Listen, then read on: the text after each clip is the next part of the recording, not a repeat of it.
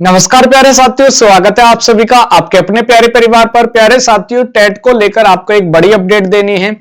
दोस्त, जब से टेट को अनिवार्य किया गया है, यानी एनसीटी और माननीय सुप्रीम कोर्ट के द्वारा टेट के लिए गाइडलाइन जारी की गई है कि 2 वर्ष के अंतर्गत माननीय सुप्रीम कोर्ट का आदेश आने के बाद 2 वर्ष के अंतर्गत आपको टेट करना अनिवार्य है 1 to 8 के लिए।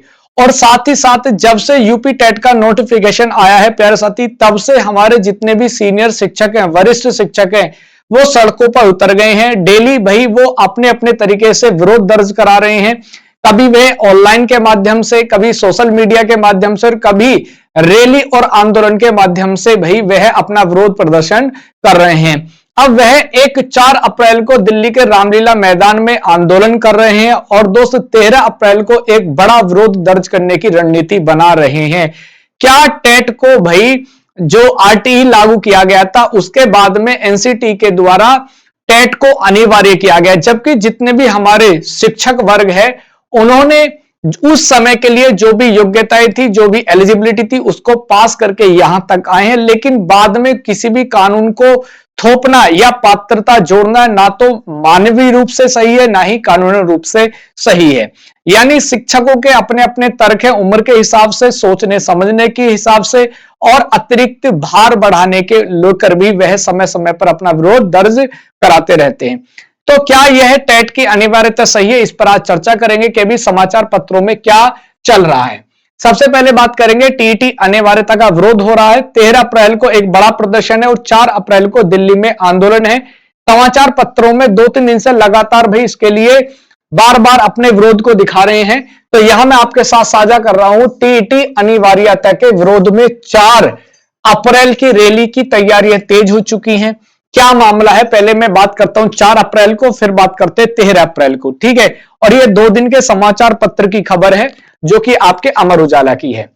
देश भर के बेसिक शिक्षकों के लिए शिक्षक पात्रता परीक्षा, जिसे आप टीईटी कहते हैं, अनिवार्य करने के विरोध में शिक्षकों की 4 अप्रैल को रामलीला मैदान दिल्ली में महारैली होगी। इसके लिए तैयारियां तेज कर दी गई हैं।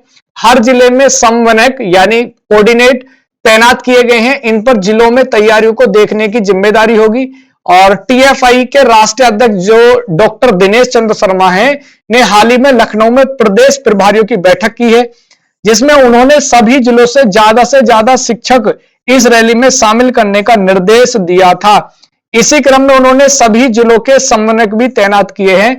तो पहला तो यह है कि भी 4 अप्रैल को दिल्ली के रामलीला मैदान में बड़े स्तर पर भाई एक आपकी महारैली होने जा रही है। इसे हम आंदोलन का रूप दे रहे हैं।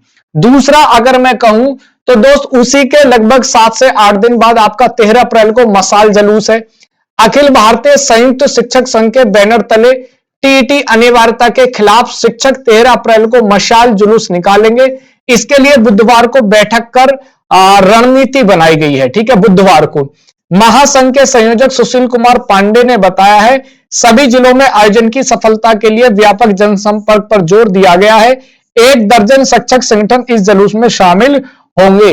तो प्यारे साथी, 4 और 13 अप्रैल को अपने अपने विरोध दर्ज करा रहे हैं। लेकिन ये आपके शुक्रवार में आई हुई, यानी कह सकते हैं गुरुवार में आई हुई समाचार पत्र में न्यूज है, और ये आज शुक्रवार में अमर उजाला में न्यूज है। ये क्या है, शिक्षक भाई 13 अप्रैल को निकालेंगे मशाल जुलूस।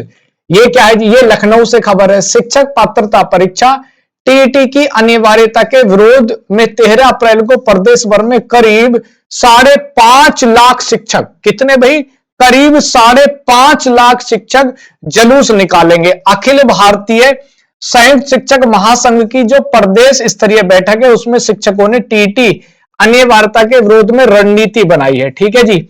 महासंघ ने कहा है कि यदि मांगों पर सकारात्मक निर्णय नहीं लिया गया तो आंदोलन को और व्यापक स्वरूप दिया जाएगा और शिक्षक अब चुप नहीं बैठेंगे भैया। तो प्यारे साथी, अब देखना यह है कि जो 4 अप्रैल को रामलीला मैदान में महारैली हो रही है, आंदोलन हो रहा है, उसमें क्या निर्णय निकल के आता है, और दूसरा 13 अप्रैल में जो मशाल जुलूस की रणनीति बन रही है वो कितना प्रासंगिक हो पाती है और उससे क्या उद्देश्य निकल के आता है। देखो, मैं अगर अपने पक्ष की बात करूं तो देखो, शिक्षकों का विरोध बिल्कुल जायज है, क्योंकि आपको पता होना चाहिए 2010 से पहले जितने भी शिक्षक नियुक्त किए गए हैं वो उस समय की जो पात्रता थी, जो योग्यता थी, उसके हिसाब से नियुक्त किए गए हैं।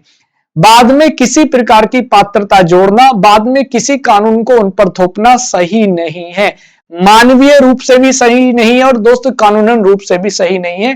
बाद में आप कोई भी योग्यता मान लीजिए, आप इसको ऐसे माने कि शिक्षक वर्ग के अलावा जैसे और है, चाहे तो हमारे माननीय न्यायाधीश हो या पुलिस वर्ग हो, प्रशासन वर्ग हो, इन पर भी बाद में कोई पात्रता जोड़ दी जाए, क्या यह उचित होगा? क्या तर्क संगत होगा? नहीं होगा। तो इसी प्रकार से आप शिक्षकों का दर्द समझिए। आज आप और हम लोग अगर किसी पद पर हैं, जैसे मैं शिक्षक हूं, पढ़ा रहा हूं, आप भी किसी पद पर विचाराधीन है, बैठे हुए हैं, तो कहीं ना कहीं शिक्षक का इसमें रोल है, क्योंकि शिक्षकों ने अपना जीवन आपके लिए न्योछावर किया है, आपको शिक्षा प्रदान की है। तो अब उनके साथ ऐसा अन्याय करना और अंत समय में उन पर एक भार डालना कहीं ना कहीं उनके लिए न्याय उचित नहीं है। तो प्यारे साथी, मैं और मेरी टीम आप लोगों के साथ है। हम आप लोगों का समर्थन करते हैं कि इसका विरोध किया जाए, और लेकिन तय संगत तरीके से किया जाए, नियमों की देखरेख में किया जाए। इससे आम आदमी, आम जनता व्यथित ना हो, परेशान ना हो, क्योंकि आम जनता अगर कहीं हम लोगों से परेशान होती तो हम शिक्षकों का दायित्व होता है कि हम समाज को, देश को सही राह पर लेके जाएं, और अशिक्षक की वजह से ही अगर देश में परेशानियां उठानी पड़े तो यह भी गलत होगा। तो प्यारे साथी, ये मैंने सेशन आप ही के हित में बनाया है। सेशन को शेयर कीजिए और सभी प्यारे शिक्षकों के साथ इसको सेशन को शेयर कीजिए, जिससे उनको 4 अप्रैल की और 13 अप्रैल की भैया सारी जानकारी भैया उनके साथ पहुंच जाए। ठीक है, हालांकि पार्थ एजुकेशन आपके साथ इसमें खड़ा है, आपके सहयोग के लिए। ठीक है, आप बिल्कुल परेशान ना हो, आपके हित में खड़ा है, क्योंकि जो न्याय हित है उसके साथ खड़ा होना बिल्कुल से। हम माननीय सुप्रीम कोर्ट का समर्थन करते हैं, उनकी आज्ञा मानते हैं, लेकिन माननीय सुप्रीम कोर्ट से एक बार हम पुनः अपील करना चाहते हैं कि एक बार स्वतः इस पर संज्ञान ले, एक बार इसकी रिव्यू करें, समीक्षा करें। शायद आपको उनके दर्द को महसूस हो सके, उनके दर्द को महसूस किया जा सके। तो एक बार माननीय सुप्रीम कोर्ट से भी एक बार हम यही आग्रह करते हैं कि एक बार इसे पुनः समीक्षा करें। आप अगर आप इसको कंपलसरी करते हैं तो जो आपने 2 वर्ष की समय सीमा दी है उसको थोड़ा सा बढ़ा दिया जाए, कि उन पर एकदम से भार ना पड़े, एकदम से दबाव और तनाव ना बढ़े। ठीक है, तो प्यारे साथी, यही आपके साथ जानकारी साझा करनी थी। और सेशन को शेयर कीजिए और एक बार सेशन को लाइक जरूर कीजिएगा। और इसी प्रकार की अपडेट पाने के लिए आप पार्थ एजुकेशन को क्या कर सकते हैं भैया, सब्सक्राइब कर सकते हैं। बहुत बहुत आभार, धन्यवाद, नमस्कार, जय हिंद, वंदे मातरम।